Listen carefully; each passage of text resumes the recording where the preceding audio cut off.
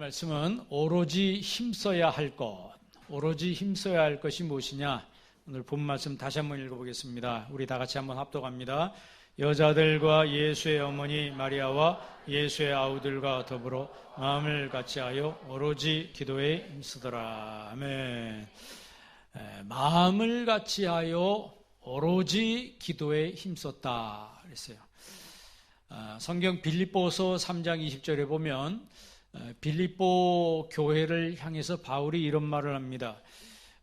예수님을 믿는 우리들에게 시민권이 하늘에 있다 이렇게 말해요.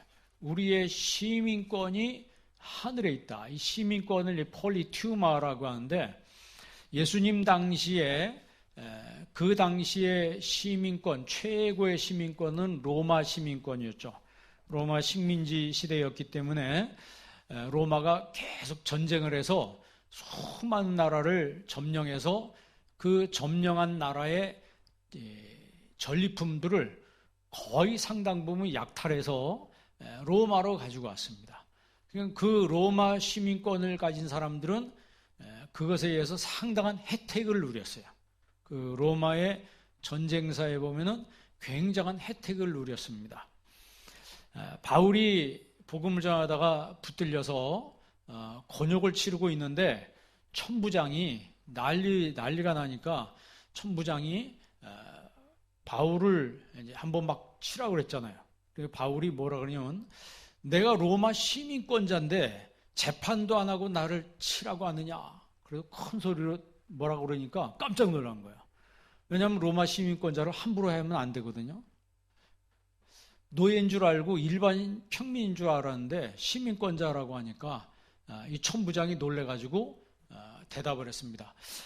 나는 이거 돈 많이 들여서 이걸 샀는데 자기 얘기를 하니까 바울이 뭐라고 그러냐면 나는 날 때부터 시민권자요 그랬어요. 그러니까 천부장이 얼굴이 하얘가지고 바울을 풀어주는 얘기가 성경에 나와 있습니다. 우리나라 시민권을 가진 사람들은 이제 여권을 가지면 한 전 세계 186개국을 비자 없이 다닌다고 그래요. 그러니까 우리나라 여권이 굉장히 비싸다고 합니다. 한번 잃어버리면 그 여권이 아주 굉장히 비싼 값에 거래가 된다고 그래요. 왜냐하면 186개국을 그냥 거의 그냥 비자 없이 프리패스로 다니니까. 제가 작년에 영국에서 올 때 제가 그 안에 공항으로 이제 들어가는데 제 옆에 그 중동 젊은 남자들이 있었는데 이분들은 막 바지까지 벗으라 그러더라고. 근데 한국 여권보다는 그냥 쿵 찍어주고 바로 가라고 그래요. 그걸 보면서 야 이게 국력이 이런 거로구나 라고 하는 거를 실감을 했습니다. 그러니까 우리가 전 세계에 어떤 강한 나라의 시민권을 가지고 있으면은 그것에 대한 혜택을 받고 또 자랑스러워합니다. 그런 시민권을 폴리튜마라고 그래요. 우리는 이 세상의 시민권 이전에 바울이 우리는 하늘나라의 폴리튜마, 시민권을 가진 자다 이렇게 이야기합니다. 그것은 여러분 우리가 뭐 지금은 다 나라가 다르잖아요.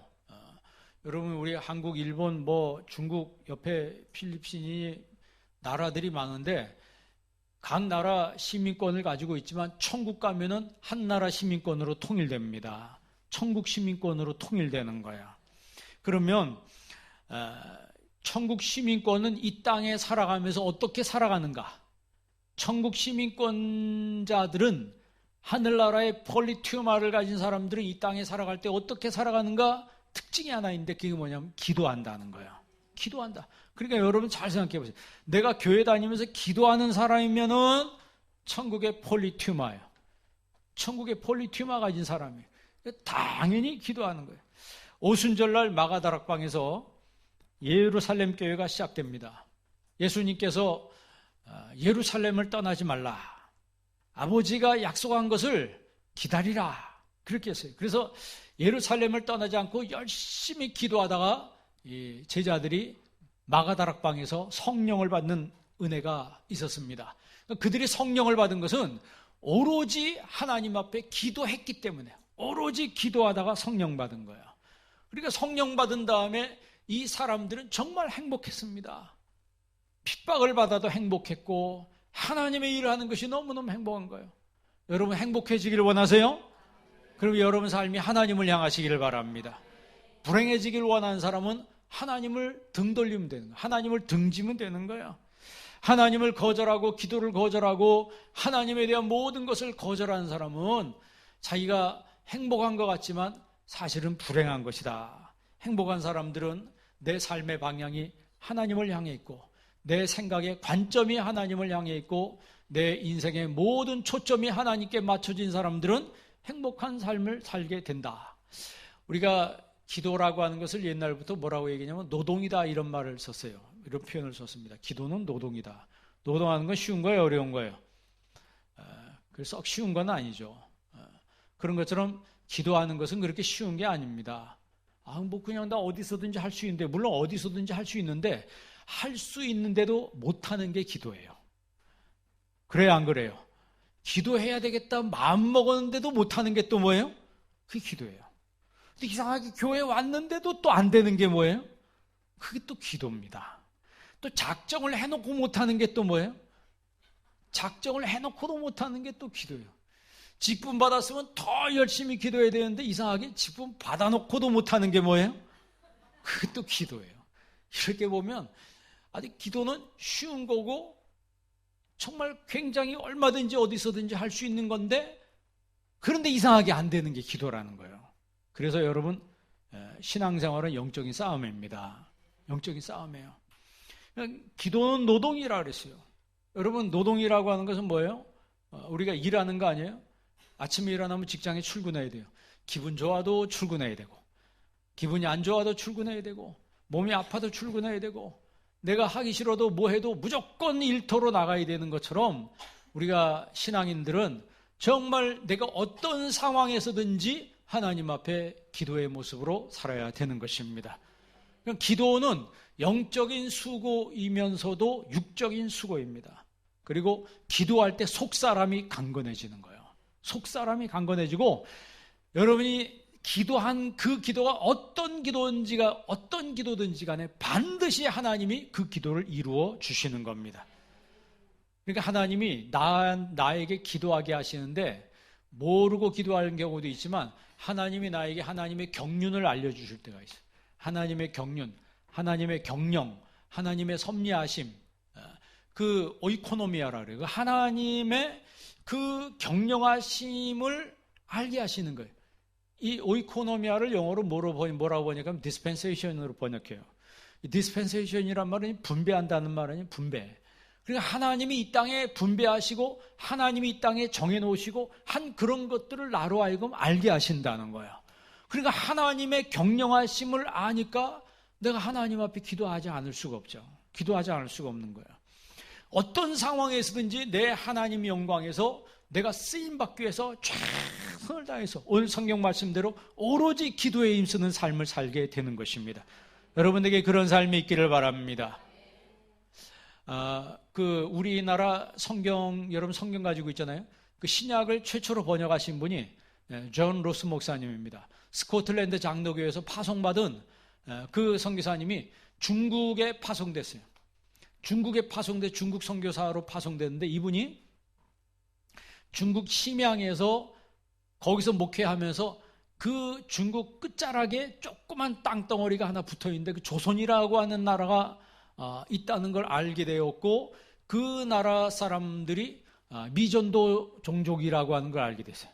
복음을 한 번도 들어보지 못한 사람들이라고 하는 걸 알게 돼서 그 조선 사람을 중국에 무역으로 온 조선 사람을 알게 돼서 그 사람들에게 돈을 줘가면서 이 성경을 조선말로 우리나라 한국말로 번역을 했습니다. 쪽복음이죠. 그래서 우리가 그분을 통해서 성경을 처음 접하게 됐습니다. 그러니까 언더우드 아펜셀러 선교사님이 이 땅에 우리 땅에 들어올 때 처음 성경을 가지고 들어오죠. 그런데 그 이전에 이미 성경이 번역돼서 한국 사람들이 읽고 있었다니까요. 그리고 구약 성경을 번역한 사람이 누구냐면 피터스 목사님입니다. 이 피터스라고 하는 분은 원래 목사님이 아니었어요. 어떤 사람이냐면 러시아에 1800년도 말에 러시아에 살던 유태인이었습니다. 유태인이었기 때문에 히브리어가 모국어 아니에요. 구약 성경에 히브리어로 써 있잖아요. 늘 히브리어로 기도하고 히브리어로 성경을 읽고 이랬던 사람이 제정 러시아에 박해 때문에 일본으로 피신을 하게 됐어요.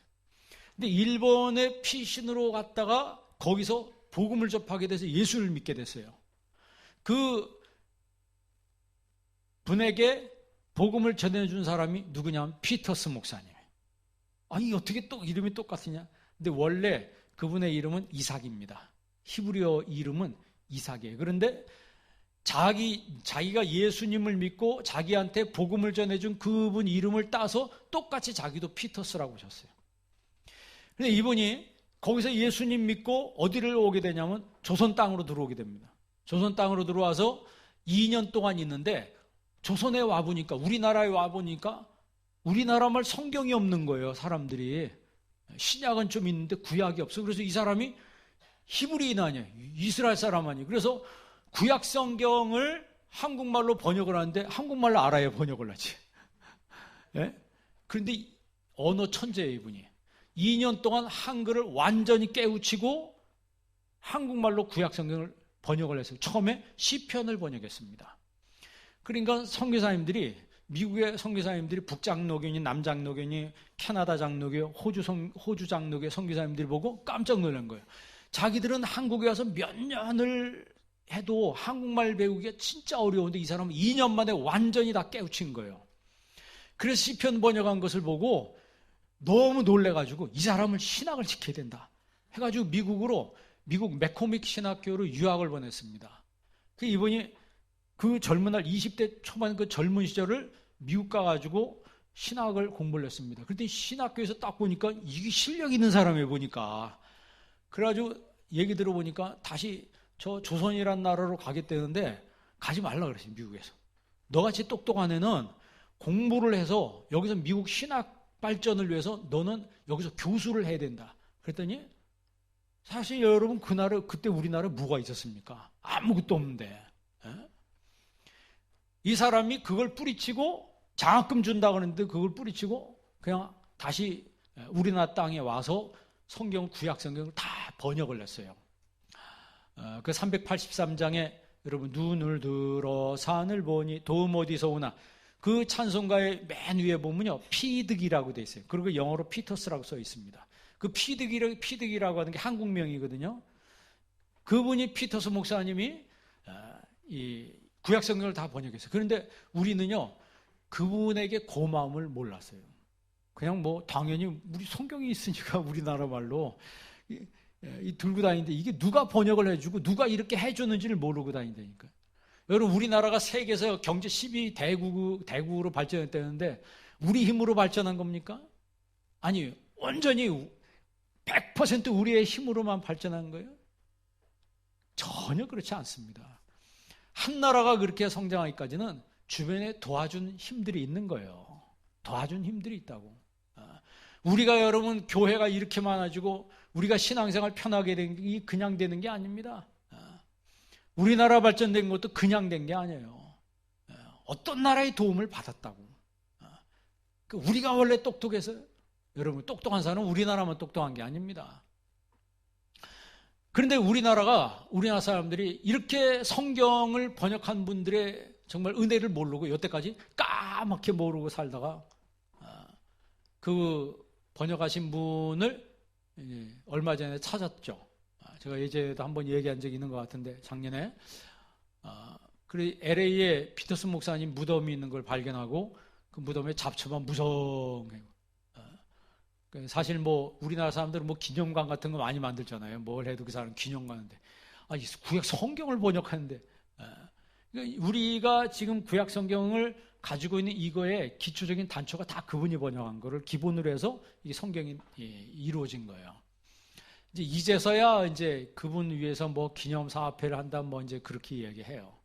그러면 그 피터스라고 하는 분이 이제 미국에서 공부하고 와서 이제 거기서 안수를 받고 이제 목사가 돼서 이제 와서 이제 우리나라에서 끝까지 사역을 하다가 1958년에 돌아가셨어요. 미국에서. 그러면 이 한 사람이 이런 놀라운 일을 할 때는 그냥 되는가? 그냥 되는 게 아니에요. 평소에 하나님 앞에 기도하는 모습으로 살았기 때문에 이런 일을 감당할 수가 있는 겁니다. 평소의 기도. 여러분 교회에서 봉사하고 정말 끝까지 헌신하는 분들이 여러분 그게 그냥 되는 겁니까? 매일 와서 기도하고 내 삶을 하나님 앞에 드리고 내 주님 앞에 주님의 임재하심 앞에 내가 있다는 사실을 그거를 경험하고 체험한 사람이 그 일을 감당하게 되는 겁니다. 그러니까 하나님의 임재 속에 늘 살아야 되는 거예요. 여러분 신앙생활이라는 게 쉬운 거예요. 늘 이런 시험이 오고 저런 시험이 오고 그러잖아요. 우리가 그래서 그 프랑스의 그 기독교 철학자인 폴 리퀘르라고 한 사람이 제가 또 강조합니다. 첫 번째 순수성을 넘어서 두 번째 순수성으로 나가야 된다 그랬어요. 그래야 되기 때문에 우리가 더 기도를 해야 된다. 그러니까 첫 번째 순수성이라고 하는 것은 그냥 백지와 같은 깨끗한 마음이에요. 깨끗한 마음. 그러니까 어릴 때 집에서 자란 아이들은 다 그 첫 번째 순수성을 가지고 있어요. 그런데 이 첫 번째 순수성에 이제 몰아치는 힘이 있습니다.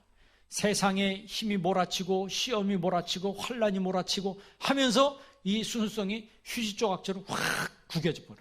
구겨져서 완전히 저 휴지통에 들어가는 것처럼 인생을 완전히 스스로 망가뜨리고 자학의 길로 가는 사람이 있어요. 그것은 첫 번째 순수성이 완전히 훼손돼 버린 거예요. 그런데 기독교인들은 디모데후서 2장 1절에 보면은 너는 그리스도 예수 안에 있는 은혜 가운데서 강하고 그랬어요. 강하고 그리스도 예수의 좋은 군사로 나와 함께 고난을 받으라. 그게 무슨 얘기예요? 어릴 때부터 하나님 말씀으로 신앙으로 훈련받고 말씀으로 무장한 사람들은 내가 이런 순수성을 가지고 사는데 이 순수성이 훼손될 사건이 생깁니다. 또 그럴 시간이 와요. 그런 시간들이 와요. 그런 시간들이 왔을 때 내 주님을 향한 순수성이 훼손되지 않는다는 거예요. 이걸 지킨다. 다니엘이 그런 사람이죠. 어린 시절에 여러분 포로가 돼가지고 적국으로 끌려가면 거기서 에이, 내 인생이 왜 이렇게 됐나? 마음대로 될 때를 되라 하고 캐세라세라 하고 지금 마음대로 살 수 있잖아요. 하나님 살아계시면 우리나라가 왜 망하냐? 하나님이 살아계시면 우리가 왜 이 모양 이 꼴이 되냐? 하면서 신앙을 버릴 수도 있잖아요. 그런데 그런 상황에서도 그의 신앙은 흔들리지 않고 더 견고해져요. 그게 바로 그런 삶의 고난을 통해서 첫 번째 순수성이 두 번째 순수성으로 점프하는 거예요. 여러분의 신앙도 그렇게 되기를 바랍니다. 그런 사람이 하나님의 일을 감당할 수가 있어요. 처음에 무조건 순수성, 처음엔 다 순수해요. 다 깨끗해요. 다 좋아요. 그거로 되는 게 아닙니다. 왜냐하면 세상이 가만 내버려두지 않거든요. 세상이 가만 내버려두지 않고 계속해서 그 사람을 넘어뜨리고 쓰러뜨리려고 하는 어떤 힘이 작용을 한다는 거죠. 그러니까 우리가 우리의 자녀들도 그렇고 나도 그렇고 영적으로 우리가 힘을 기르지 않으면, 영적으로 내가 하나님의 군사가 되지 않으면은 내 순수성이 한 방에 훼손돼 버린다는 거죠. 그러나 복음으로, 말씀으로, 기도로, 오로지 기도로 내가 하나님 앞에 무릎 꿇는 삶을 살 때 고난이 오고 환란이 와도, 힘든 일이 와도 그것을 이겨낼 수 있는 내공을 갖게 된다는 것입니다. 그러면 그런 힘이 바로 뭐냐면 기도의 힘인데, 오늘 성경에 오로지 기도에 힘썼다고 하는 그 기도가 뭐냐면 프로슈케란 말이에요. 프로슈케란 말이 기도인데, 이 말은 프로스와 유케의 합성어입니다. 프로스란 말은 영어로 toward, 유케는 swear, 향하여 맹세한다는 뜻이에요. 하나님, 내가 주님에서 이렇게 하겠습니다. 하나님, 내가 주님에서 이렇게 살겠습니다. 라고 맹세하는 게 기도란 말의 뜻입니다. 그래서 동사는 이제 프로슈코마이라고 그래요. 프로슈코마이라고 하는 것은 뭐 어떤 것을 향하여 소원을 가진다는 얘기예요. 내 마음속에 간절한 소원을 가진다는 거죠. 그러니까 이 프로슈케란 말은 두 가지 의미가 있는데, 제가 지난 주일에 잠깐 예고를 했습니다. 그 프로슈케의 첫 번째 의미는, first meaning은 기도 처소를 프로슈케라고 그래요. 유대인들은 10명 이상이 모여야지 회당을 만드는데, 10명 이상이 모여야지 회당을 만드는데, 이 사람들은 10명이 모일 때까지 어디든지 모여요. 집에서도 모이기도 하고 강가에 모이기도 하고 산에서도 모이기도 하고. 그래서 10명이 모일 때까지 우리는 기도한다네. 10명이 모일 때까지 우리는 여기서 기도한다는, 그곳을 프로슈케, 기도 처소라고 하는 거예요. 예수님께서 십자가 지시기 전에 겟세마네 동산에서 기도를 했습니다. 예수님께서 기도하는 그 기도 처소를 바로 기도하는 곳을 프로슈케라고 해요. 밤이 새도록 기도했다 그러죠. 그런데 기도의 목적이 뭐냐? 기도의 목적이 뭐냐? 그게 바로 하나님의 영광이라고 하는 거죠. 하나님의 영광. 두 번째 그 프로슈케의 의미는 성도의 헌신을 맹세하는 기도입니다. 성도가 헌신을 맹세하는 기도. 그게 프로슈케. 그러니까 내 소원을 비는 것이 아니고 하나님의 소원이 이루어지도록 기도하는 그것을 프로슈케라, 기도라 이렇게 말해요. 그러니까 성숙한 신자는 자기 소원을 넘어서 하나님의 뜻이 이루어지고 하나님의 소원이 이루어지기를 위해서 기도하는 거예요. 그래서 우리가 주기도문에도 누구의 뜻이? 하나님의 뜻이 이루어 주옵소서. 하늘에서 이루어진 것처럼 이 땅에서도 아버지의 뜻이 이루어지기를 원합니다. 그렇게 기도하라 그랬어요. 오늘 본문 말씀 사도행전 1장 14절에 오로지 기도에 힘쓰니라 라고 했을 때 이 사람들이 힘썼던 기도의 내용이 뭐냐면 하나님의 영광을 위해서 기도한 거예요. 자기 소원을 위해서 기도한 것이 아니고 이들이 모여서, 여기 성기 14절은 헬라어로 프로슈케라고 나와 있어요. 하나님의 영광을 위해서 기도를 했습니다. 예수님 말씀한 대로 예루살렘을 떠나지 않았어요. 자, 사도행전 1장 8절 한번 읽어볼래요? 1장 8절 같은 장 다 같이 한번 읽습니다.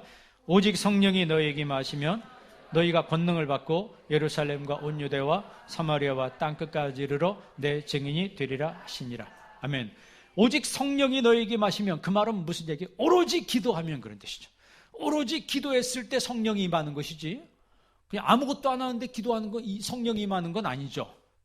그러니까 그들이 이 마가다락방에서 어떻게 기도했다? 오로지 기도에 힘썼다는 거예요. 그런데 그 기도의 내용이 누구의 영광? 하나님의 영광. 내 영광, 내 소원이 아니고 하나님의 영광, 하나님의 소원이었기 때문에 그 기도의 응답으로 성령이 임하면 너희가 성령을 받고 예루살렘과 유다와 사마리아 땅끝까지 이르러서 내 증인이 된다 그랬어요. 자, 9절부터 11절까지 한번 읽어볼래요? 9절부터 11절 다 같이 한번 읽습니다. 이 말씀을 마치시고 그들이 보는데 올려져 가시니 구름이 그를 가리어 보이지 않게 하더라. 올라가실 때 제자들이 자세히 하늘을 쳐다보고 있는데 흰옷 입은 두 사람이 그들 곁에 서서 이르되 갈릴리 사람들아 어찌하여 서서 하늘을 쳐다보느냐? 너희 가운데에서 하늘에 올리신 이 예수는 하늘로 가심을 본 그대로 오시리라 하였느니라. 아멘. 예수님이 다시 오신다는 거예요. 예수님이 다시 오신다는 거예요. 이 말의 의미는 예수님이 성령으로 다시 오신다는 말일 수도 있고 또 예수님이 두 번째 재림하신다는 의미로도 해석할 수가 있습니다. 그러나 분명한 사실은 예수님이 성령으로 다시 오신다는 거죠. 그러면 예수님이 성령으로 다시 오실 때 그 성령 받기 위해서 기도해야 된다는 거죠. 기도해. 그러니까 교회의 모든 성도들은 성령의 임재를 위해서 기도해야 합니다. 성령의 권능을 받기 위해서 기도해야 합니다. 그 성령의 권능이 임할 때 우리가 전도할 수 있게 되는 거예요. 교회의 제일 큰 사명은 뭐예요? 영혼 구원하는 거예요. 영적으로 출산하는 교회가 된다는 거예요. 그런데 모든 성도들이 영적 불임신자예요. 그러면 어떻게 되는 거예요? 교회도 영적 불임교회예요. 전도가 안 돼요. 성도들이 전도를 안 해요. 여러분, 그러나 성령이 임할 때, 오로지 기도할 때 영적 불임교회가 영적 출산교회가 되는 거예요. 영적 불임신자가 영적 출산신자로 바뀌는 거예요. 여러분, 지금 사도행전의 역사를 잘 보세요. 2장에 넘어가면요 3,000명이 하나님 앞에 돌아온 역사가 일어나요. 그러니까 성령이 임하니까 그 성령은 오로지 기도함을 통해서 임한 결과예요. 그 결과로 3,000명이 하나님 앞에 하루에 돌아오는 놀라운 역사. 그 다음에 또 5,000명이 돌아온다고 그래요. 여러분 생각해 보세요. 오늘날 3,000명이 하루에 모인다는 게 이게 쉬운 일이에요? 어려운 일이에요? 하루에 교회 여러분 3,000명이 모인다는 것은 이건 정말 어려운 얘기예요. 5,000명이 모이고 그건 사람의 역사가 아니라는 거죠. 마태복음 7장에 구하라, 찾으라, 두드리라 이렇게 말씀하잖아요. 구하면 얻고 찾으면 찾게 되고 구하면 두드리면 너에게 열린다 그랬어요. 그런데 이 구한다는 말을 이제 아이테오라고 그래요. 이것은 이 아이테오란 말은 약속받은 것을 얻기 위해서 요청하는 거예요. 뭔가 약속이 됐어. 그러니까 그 약속받은 것을 달라고 요청하는 거예요. 그걸 아이테오라고 하거든요. 그러니까 프로슈케하고 아이테오라는 이 같이 가는 기도예요. 같이 가는 기도라고. 하나님이 약속한 것을 달라고 요청하는 거예요. 누가복음에 그러잖아요. 구하라, 찾으라, 두드리라. 악한 자라도 너에게 좋은 것을 줄 줄 알거든 하물며 하늘에 계신 너희 아버지께서 구하는 자에게 성령을 주시지 않겠느냐 그랬어요. 마태복음에는 좋은 것을 준다고 했는데 누가복음에는 성령을 주신다고 그랬어요.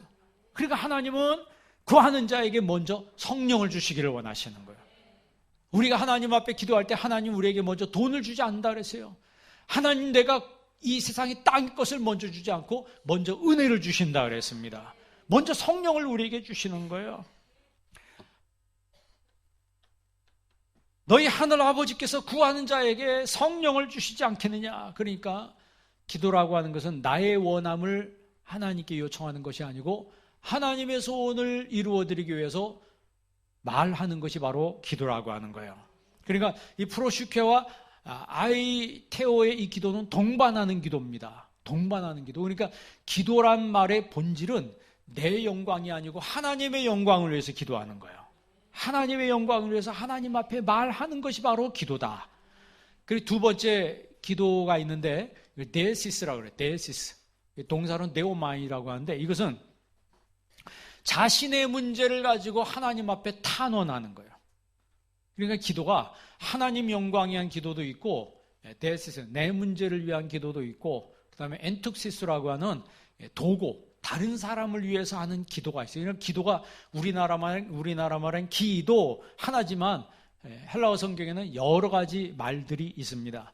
두 번째 의미는 데시스라고 하는 것은 자신의 문제를 놓고 하나님 앞에 절박하게 기도하는 거예요. 여러분 사람마다 자기 문제 있어요, 없어요? 내 소원이 있잖아요. 그러면 그 결핍된 상태, 궁핍한 상태, 빈곤의 상태, 그것이 어떤 것이든지 그걸 놓고 하나님 앞에 기도하는 거예요. 그래서 빌립보서 4장 6절에 보면 아무것도 염려하지 말고 모든 일에, 오직 모든 일에 기도와 간구로 너희 구할 것을 감사함으로 아뢰라. 그런 모든 지각에 뛰어난 하나님이 어떻게? 하나님 평강으로 너희를 지켜주신다 그랬어요. 내가 기도했는데 여기서 모든 일에 기도와 간구로 했을 때 그 간구가 바로 데시스예요. 그러니까 내가 필요로 하는 거, 내게 결핍됐던 거, 이것을 하나님께 채워달라고 기도하는데 염려하지 말고 하나님께 다 맡기라는 겁니다. 염려하지 말고 하나님께 감사함으로 아뢰라. 감사함으로 아뢰라. 그러니까 하나님 이루어질 줄 믿고 감사합니다. 한번 따라해봅시다. 이루어질 줄 믿고 감사합니다. 우리의 자녀들 문제도 내 삶의 문제도 하나님 이런 것이 나한테 필요합니다. 이런 어려움이 있습니다. 하나님 이루어 주시기를 믿고 감사합니다. 이루어 주실 줄 믿고 감사합니다. 이렇게 기도하라는 거예요. 그러면 모든 지각에 뛰어난 하나님의 평강이 너희 마음과 생각을 지키시리라 그랬어요. 그러니까 어떤 것을 간절히 필요로 하는 결핍의 상태에서 말하는 거, 그게 바로 데시스라고 하는 거예요. 그럼 하나님이 들어주신다고 약속했어요. 그래서 세 번째 기도가 엔툭시스라고 하는데 이것은 성경의 도고라고 그래요. 도고. 디모데전서 2장 1절에 보면 도고란 말이 나옵니다. 로마서 8장 34절에 보면 하나님 우편에 계신 자여 우리를 위하여 간구하시는 자시니라. 그러니까 예수님이 우리를 위해서 간구했다. 그러니까 예수님은 당신을 위해서 기도한 게 아니고 하나님의 영광을 위해서 기도하고 또 사람인 우리를 위해서 기도하셨어요. 그러니까 도고를 먼저 누가 하셨냐면 예수님이 먼저 하셨어요. 그는 항상 살아계셔서 그들을 위하여 간구하심이라. 히브리서 7장 25절에도 말씀했어요. 그러니까 이 도고라고 하는 것은 제3자에 대해서 누군가에게 호소하는 거죠. 호소하는 거예요. 그러니까 우리가 기도할 때는 제일 첫 번째는 하나님의 영광을 위해서 기도해야 되고 두 번째는 나 자신을 위해서, 이런 가정을 위해서, 자녀를 위해서 기도해야 되고, 세 번째는 다른 사람을 위해서 기도하는데 우리 같은 교회 성도를 위해서 기도하고, 교회를 위해서 기도하고, 이 사회를 위해서 기도하고, 나라 민족을 위해서 기도해야 된다는 거죠. 그러나 오늘 성경 본문에 나와 있는 이 프로슈케란 이 기도, 오로지 기도에 힘썼다는 이 기도는 하나님의 영광을 위한 기도입니다. 그들이 마가다락방에서 120명이 오로지 기도에 힘쓰다가 그들이 성령 받았어요. 여러분 사도행전 2장 42절 한번 읽어볼래요? 사도행전 2장 42절 다 같이 한번 읽어보겠습니다. 시작. 그들이 사도의 가르침을 받아 서로 교제하고 떡을 떼며 오로지 기도하기를 힘쓰니라. 아멘. 똑같은 1장 14절 말씀과 끝이 똑같죠? 그렇지? 오로지 기도하기를 뭐 하니라? 힘쓰니라. 지금 우리 교회 필요한 게 뭐예요? 다 아시네. 필요한 게 뭐예요? 오늘 나에게 필요한 게 뭐예요? 물질이 아니고 기도입니다. 기도예요. 그 전절 41절 한번 읽어보세요. 41절 다 같이 있습니다. 그 말을 받은 사람들은 세례를 받으며 이날의 신도의 수가 3,000이나 더하더라. 아멘. 하루에 3,000명이 세례를 받았어요. 3,000명이 세례를. 아니 그럼 3,000명이 세례를 어떻게 받았을 것 같아요? 예? 여기서 우리는 말에 세례를 좀 안수해가지고 그냥 한참 기도하고 막 그런데 3,000명 하면 이 며칠 걸릴 것 같아 이게. 그래서 그 당시에 이래 보면은 쭉 세워놓고 막 뿌렸다는 얘기도 있어요. 물은 그냥 뿌렸어요. 저 침례교에서 막 한 명씩 물 속에 들어가야 된다고 말하는데, 그래서 이제 그 세례란 말에는 이제 와쉬란 말도 있고 싱크란 말도 있고, 말 뜻이 몇 가지가 있습니다. 3,000명이 하루에 3,000명 세례를 주려고 봐요. 근데 물론 이제 그런 형태보다도 중요한 건 뭐냐면 세례는 내가 예수님을 믿는다는 표시로 받는 거니까. 예수님을 믿는다는 고백으로 받는 거거든요. 그날의 수가 몇 명이나? 3,000이나 더하더라. 그 이전에 있는 사람까지 포함해서 3,000명이 더했다는 거예요. 고넬료가 경건한 사람이라고 그랬잖아요. 고넬료가 항상 구제했고 그는 항상 기도하는 사람이었다고 그랬어요. 그 고넬료가 사도행전에 기도했다는 것도 프로슈케예요. 그러니까 고넬료는 이방인 장교였지만 그는 무엇을 위해서 기도한 사람이에요? 하나님의 영광을 위해서 기도한 사람이에요. 여러분 사도행전 12장 5절 한번 읽어볼래요? 사도행전 12장 5절. 사도행전 12장 5절 다 같이 한번 읽어보겠습니다. 시작. 이에 베드로는 옥에 갇혔고 교회는 그를 위하여 간절히 하나님께 기도하더라. 아멘. 이에 베드로는 옥에 갇혔고 교회는 그를 위하여 간절히 하나님께 뭐하더라? 기도하더라 그랬어요. 그러니까 베드로가 옥에 갇혔어. 그런데 교회가 기도했대. 무슨 기도했을 것 같아요? 여러분 같으면 무슨 기도할 것 같아요? 얘기해 보세요. 베드로를 풀어주세요. 그 기도였으면 좋겠는데 물론 그 기도도 한 사람도 있겠지. 근데 오늘도 여기서 교회는 그를 위하여 간절히 기도하더라. 이 기도가 프로슈케예요. 이게 무슨 기도라고요? 하나님의 영광을 위한. 여러분 바울도 그렇고 베드로도 그렇고 감옥에 들어갔다 바로 나오면 안 돼요. 왜? 거기서 하나님의 역사가 이루어져야지. 그래서 바울은 감옥에 갇혔을 때 나를 위해서 기도해라. 이것이 복음의 진보가 된 줄을 너희가 알기를 원합니다. 그랬어요. 왜? 그 감옥에 전도받아야 될 사람들이 있다는 거지. 그러니까 그곳에 가서도 하나님의 영광이 이루어지도록 기도해야 되는 것은 그 바울을 통해서 그 감옥 주변에 있는 사람들이 예수 믿는 역사가 일어나게 된다는 거죠. 하나님 바울 빨리 나오게 해주세요. 그럼 바울이 들어갔다 바로 나와. 그럼 아무리 일도 일어나지 않는 거야. 우리는 그걸 더 원하죠. 우리의 기도는 항상 그렇죠. 들어가면 하나님 뭐 하게 해주세요? 좋은 데 들어오면 하나님 안 나오게 해주세요. 좋은 직장에 들어가면 거기 오래 있게 해주시고 안 나오게 해주시고 감옥에 들어가면 하루 있다가 바로 나오게 해주세요. 그 뭐냐면 우리의 기도는 대부분 나 중심인 경우가 많은데 여러분 우리가 빌립보서 이제 수요일 날 보잖아요. 빌립보 감옥에 들어갔던 이 바울이 나중에 사장에 인사를 하잖아요. 빌립보 교회. 여러분에게 인사를 합니다. 여기 있는 사람들 중 여기 인사하는 우리 같은 성도들 중 가이사 집사람 중 몇이 같이 여러분에게 인사합니다. 가이사 집사람이 누구예요? 시저 황제의 귀족들이라는 거예요. 황제의 신하들이 바울에게 복음 들어가지고 변화된 사람들이 같이 여러분에게 인사한다는 거예요. 그러니까 바울은 베드로는 옥에 갇혔고 교회는 그를 위하여 간절히 하나님께 기도했다 그랬어요. 그 기도가 무슨 기도예요? 그것에서도 무엇이 이루어지도록? 하나님의 영광이 나타나도록. 그러니까 여러분, 내 삶의 어려움이 혹시 찾아올 때 하나님 빨리 해결해 주세요 이렇게 기도하는 것도 좋지만, 그러나 하나님 이것을 통해서 하나님의 영광이 드러나게 주옵소서, 그렇게 기도해야 된다는 거예요. 우리 가운데 어려움이 오고 시험이 오고 이럴 때 하나님 이거 빨리 해결해 주세요, 그것도 좋지만 사실 힘들잖아요. 그러나 우리의 기도는 어떻게 됐든 하나님 이걸 통해서, 이 문제를 통해서 하나님의 영광만이 드러나게 주옵소서. 그러니까 하나님은 합력하여 선을 이루시는 하나님이세요. 베드로가 감옥에 갇혔지만, 물론 베드로 금방 나오죠. 금방 나옵니다. 그러니까 하나님의 영광이 거기서 이루어지도록 바울 일행이 기도할 것을 찾았습니다. 이제 아시아로 가려고 하다가 꿈에 마케도니아 사람들이 나타나서 막 우리를 도우라고 그래서 아시아로 가려고 하다가 유럽으로 방향을 틀어서 유럽으로 가는데, 그 유럽에 가는 첫 관문이 어디예요? 마케도니아예요. 마케도니아 빌립보 도시에 가서 기도 처소를 찾았어요. 기도 처소를 찾는데 그 기도가 바로 프로슈케예요.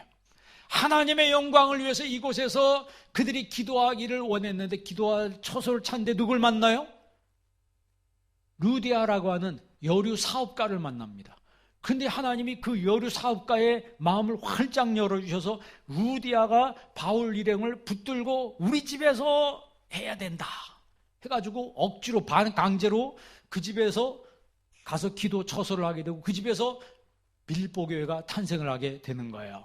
그러니까 내가 하나님의 영광을 위해서, 그때 쓰인 그 기도도 프로슈케입니다. 내가 하나님의 영광을 위해서 하려고 하면 하나님 뭐를 통해서라도 도와주신다는 거예요. 뭐를 통해서라도요, 어떤 사람을 통해서라도 하나님의 역사하시는 거예요. 내 집은 만민의 기도하는 집이라고 그랬어요. 내 집은 만민의 기도하는 집이다. 그 집도 프로슈케예요. 그러니까 우리 교회는 다른 어떤 그것보다 하나님의 영광을 위해서 기도하는 처소라고 하는 거예요. 그러면 우리는 왜 기도해야 돼요? 하나님 살리시는 분이기 때문에. 하나님 살리시는 분이기 때문에 기도해야 합니다. 여러분, 마태, 마가, 누가, 요한복음, 사복음서에 보면 예수님의 사역 특징이 뭐냐면 살리는 거예요. 중풍병자를 고쳤어요. 살려주신 거예요. 눈먼 사람 살려주셨어요. 안진뱅이 일으켜 주셨습니다. 병든 자를 다 고쳐주시고, 하다못해 죽은 자도 살려주셨어요. 그러니까 예수님, 요한복음의 주제가 뭐라고요? 조회, 생명이에요. 예수님은 우리에게 생명을 주시는 분이에요.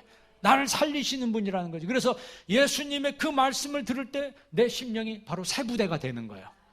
새 부대가. 새 포도주는 새 부대에 넣어야 된다 그랬어요.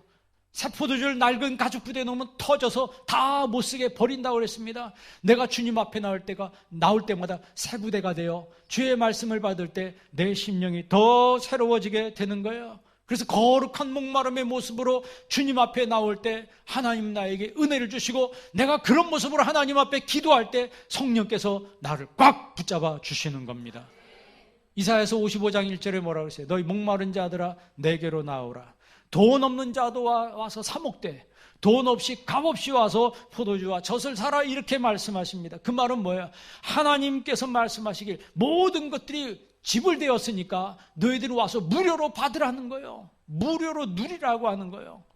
하나님은 나의 구원을 이미 다 이루어 놓으셨고 하늘나라의 모든 것들을 다 준비해 놓으셨습니다. 우리가 해야 될 것은요, 받기만 하면 되는 겁니다. 얻기만 하면 되는 거예요. 모든 지불이 완료됐기 때문에 와서 공짜로 누리라고 하는 거예요. 우리나라 사람 공짜 좋아하잖아요. 네? 어디 뭐 준다 그러면 줄 쫙 쓰잖아요. 근데 우리나라만 그러겠어요? 어디나 마찬가지겠죠. 그래서 내 잔이 넘치나이다 고백할 수가 있는 거예요. 목마른 모습으로 주님 앞에 와서 간절히 기도했더니 내 심령을 하나님이 채워주시더라. 그래서 내 영혼이 물된 동산 같게 하시고 마르지 않는 샘이 되게 하시는 것입니다. 이런 은혜와 이런 축복이 기도함으로 여러분 가운데 이루어지길 주의 이름으로 축원합니다. 기도하겠습니다.